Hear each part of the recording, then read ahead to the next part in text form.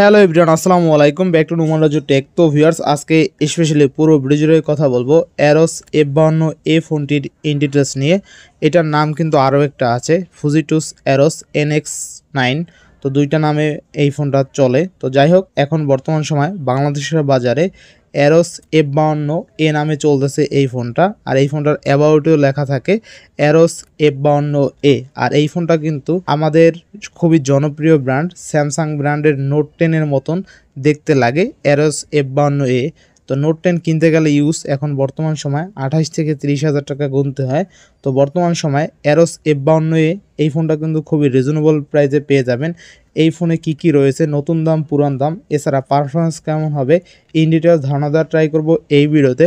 অবশ্যই ভিডিওটা না টেনে সম্পূর্ণ দেখবেন আশা করি। আর যারা এখন আমার ছোট্ট চ্যানেলে সাবস্ক্রাইব না করছেন, প্লিজ হিট দ্য সাবস্ক্রাইব। পরবর্তী ভিডিও পেতে অবশ্যই বেল আইকনটি বাজ দিবেন। তো ভিউয়ার্স, অন দ্য স্ক্রিনে দেখতে পাচ্ছেন সবার পছন্দের একটি phone Arrows F52।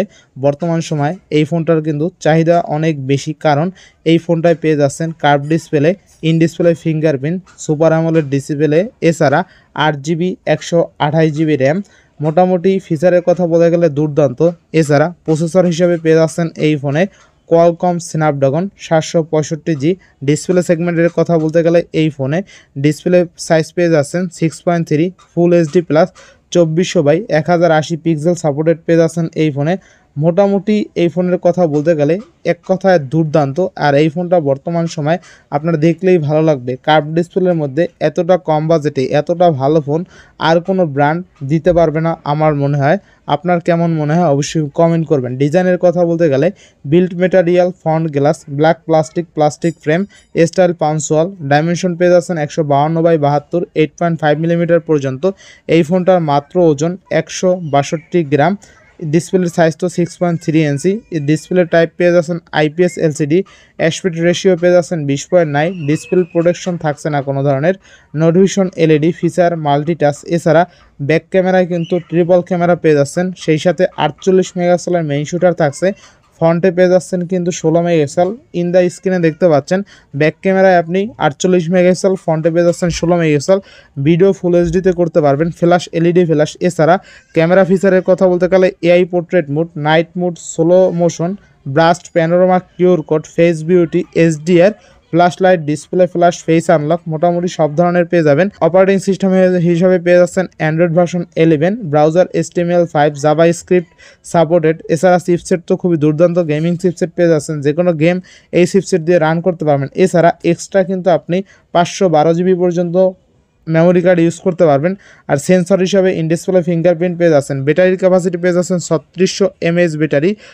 Lithium polymer use করা হয়েছে, লিথিয়াম পলিমার ব্যাটারি ইউজ করা হয়েছে, যার মাধ্যমে হালকা ফোনটা খুব দেখতে। এবং ফাস্ট চার্জিং পেয়ে যাচ্ছেন 10 ওয়াট।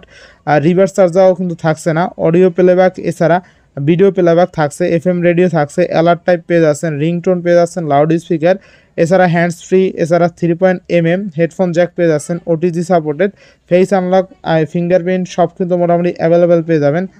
তো এই ফোনটা এখন অনেকে বলে যে ভাই এই ফোনটা কেনা ঠিক হবে কিনা। আসলে এই ফোনটা যে বাজেটে দিছে, আপনারা যদি ইউজ ফোন কিনতে চান সেক্ষেত্রে নিঃসন্দেহে এই ফোনটা কিনতে পারেন।